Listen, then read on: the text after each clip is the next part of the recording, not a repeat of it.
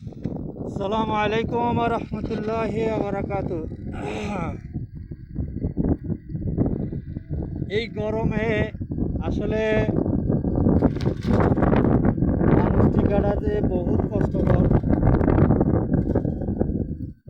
যারা গাড়ি চালায়, গাড়ির এসিও মানে এখন কাজ করতে জানা, এসিও করাই যায়।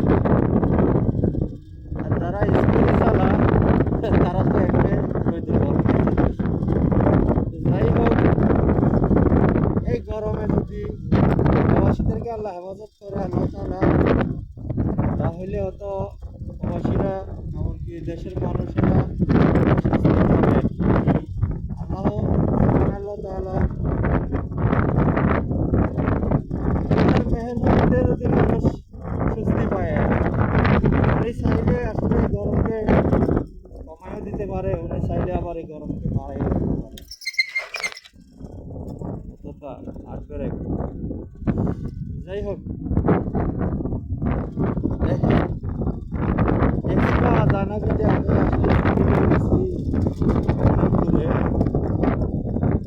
এখন দুপুর টাইম, এই গরমে এখন প্রায় 50 ডিগ্রি 60 ডিগ্রি এরকম আসতেছে। এই সময় হয়তো 48 ডিগ্রি 49 ডিগ্রি, 3টার দিকে 50 চলে যাবে।